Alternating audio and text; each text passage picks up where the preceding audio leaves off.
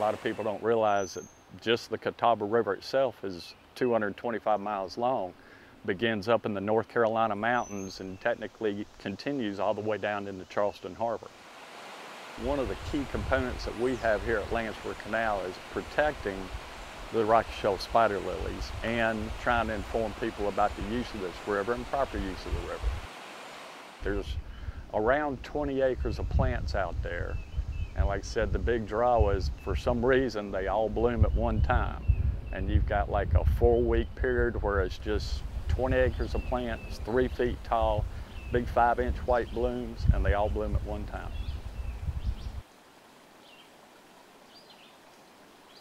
I'm one of the outdoor education coordinators for the city of Rock Hill. So my job involves connecting people and children with nature and teaching people about the river and the history of the river. It used to be that people would come to us because they didn't have a boat, they didn't know where to go, they didn't know what to do. And so they would come to us because we were the ones that would do programs. You know, we have kayaks and life jackets and instructors and everything. But now what we're finding is that people are getting out on the river on their own, which is great, but what they need from our programs are more instructional type programs. How to be safe on the river, how to get your kayak through the rapids, and things like that. So we've adjusted our programs to meet those needs. We use the water here at Lansford Canal pretty much for recreation. We have access to the river over about 2 miles. We've got a lot of people come down fishing. Actually, people come out wade in the summer, and a lot of boaters come out here with either kayaks or canoes. So it's pretty much recreational use here. Again, it's open access to the river. Safety concerns, you know, we have to make sure that people are aware that this is a natural environment out here. There are, you know, inherent dangers with any kind of wild area, but people wade in the water, they wade fish in the water. Again, we get a lot of boaters come down here, and naturally when you're boating, the easiest thing to do is jump out of your boat, get in the water for a little while, cool off, get back in your boat, finish your paddle. So we do have a lot of people using the water out here. Humans aren't the only mammals that like to use the river. There's river otters. There's a wide variety of snakes also, and other reptiles and amphibians that call the river home. Most notably, we have bald eagles and osprey. They're 2 of the different birds of prey that you see along the river. Pretty much everything that is here depends on the river. Everything from your smallest insect all the way up to the largest predator that runs around here, including the people that like to come out here and look at them.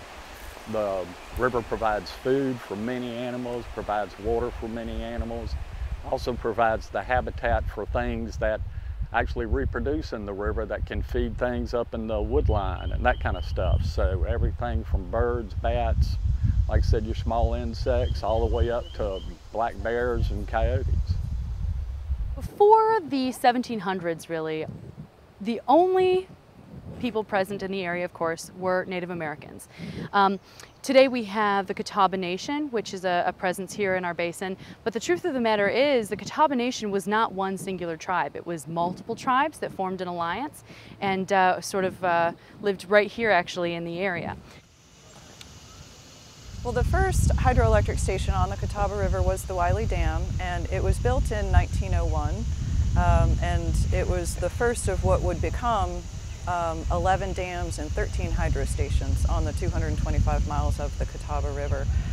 That dam was actually wiped out in the 1916 flood, which was a massive flood that came through this area. And it was rebuilt shortly after that, and then it was built to its present height in 1925, which is a much higher dam and produces probably a lot more electricity. When the lake system was first envisioned in the early 1900s, this area really hadn't recovered from the Civil War at that time. The economy was very depressed. People needed a place to go work. The industries that wanted to locate here needed a way to provide the energy to produce their products. So the original vision was to develop a hydro project that would provide that low-cost, affordable, reliable electricity to support growing industries, in particular the textile industry. Well, if you've ever wondered where your drinking water comes from in Rock Hill, it comes from, there's a water intake in the Lake Wiley Dam because it's a reliable source of water during variable times of rain.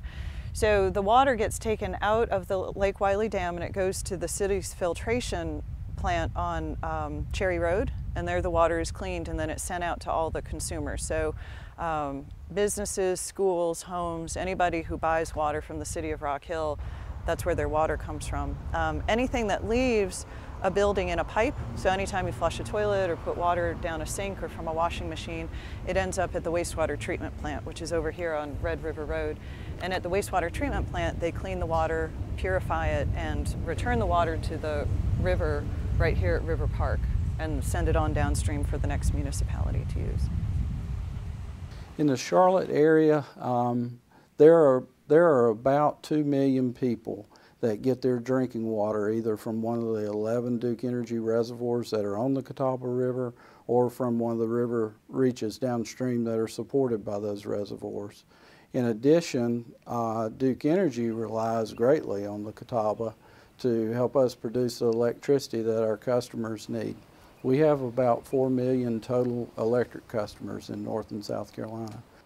We are one of the most electrified rivers in the United States, which means we just have a high concentration of power plants located in kind of a small area. We are actually America's most endangered river. I think probably the largest concern for the Catawba Basin now and looking forward is the large-scale development and the sprawl that our region is undergoing. Anytime that you convert a field into a parking lot, that causes an extreme amount of runoff, and that runoff is bad for our water a couple of reasons. One, any gross material that's in a parking lot is going to wind up in our water. That could be oil, it could be garbage, you name it. But the other thing that's bad about it is that typically runoff happens at a much higher volume and much higher rate of flow into water sources, which means that we expect a lot of erosion. We experience, rather, a lot of erosion and a lot of sediment runoff. For example, 1 inch of rain in a forest or in a field is just 1 inch of rain.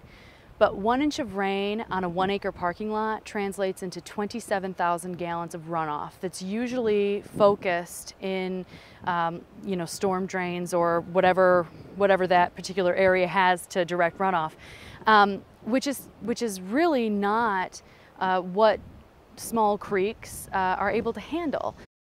Where Duke Energy experiences growth every time somebody else moves to our service area. We have new households, new businesses that we have to supply electricity to. And we have to be creative in how we do that. Renewable energy is a significant and growing part of our generating portfolio. We expect that to continue.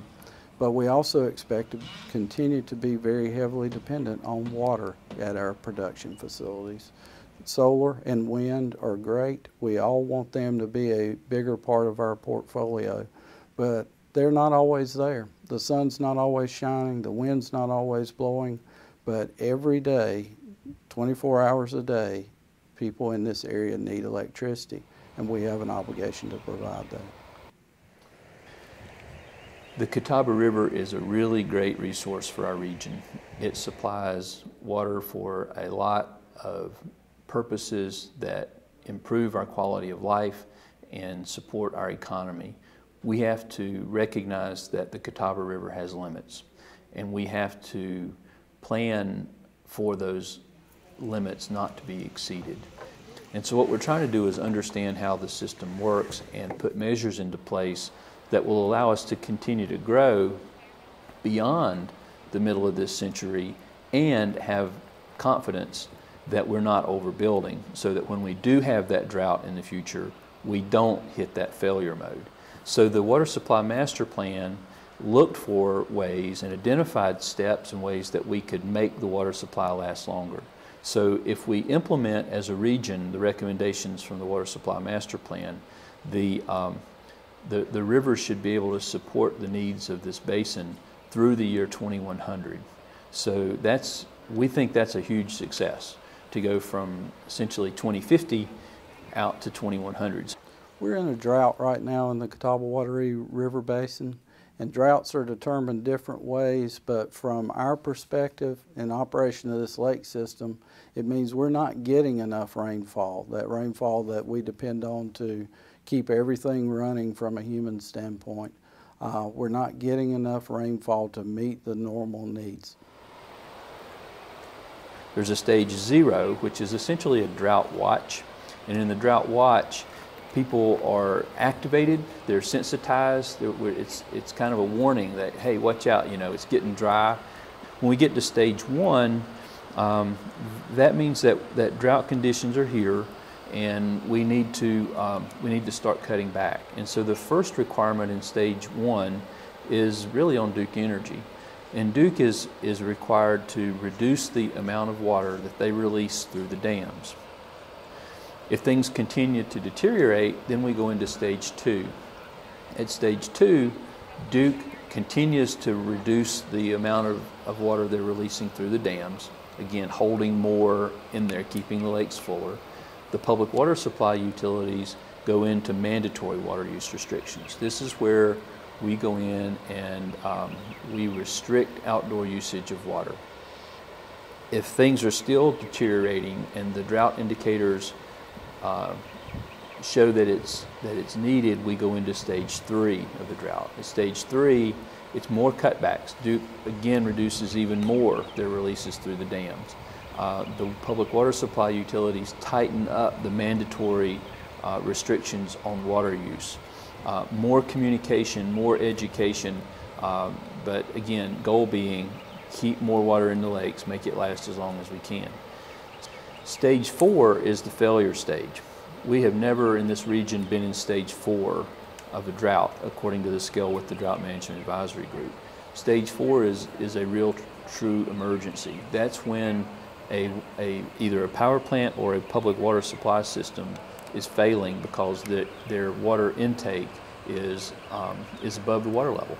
So the lake levels at that point would have fallen below the level that the lake is useful for the purpose of either public water supply or power generation. And at that point, everybody is required to implement emergency methods. The first thing that the average person can do to conserve water is to just be aware of how you use it. Be observant around your own house. Know where water is used in your house. And also understand that there's a connection between water use and energy production. For our Duke Energy's operations, it takes a lot of water to produce the electricity that we all rely on. So if you are conserving water, using less of that in your house, and you're also conserving electricity, using less of that, you're getting a double benefit from a water conservation standpoint. Best way to conserve water is not to necessarily taper how much you use for cooking and cleaning and that kind of thing. If you want to conserve water, conserve electricity. You know, the average household of 4 uses roughly 400 gallons of water a day. That's a little high. That's a pretty conservative estimate. But to generate the power required for a household of 4, it takes 1,200 gallons of water a day. So if you really want to conserve water, turn off your lights. Don't have unnecessary appliances running at all hours of the day. You know, turn off your heating and cooling if you're not going to be home and that's feasible. I mean, do small things like that. Really, if everyone did it, would make a huge difference. It's an amazing resource, and I would encourage people to get out and enjoy it. We have plenty of trails that go along the riverfront if you don't want to actually get in the water. You know, it's a beautiful place to sit and collect your thoughts. There's some amazing and epic historical narratives in the stories of the river. So I think just getting out and finding out about your local resources. I saw it.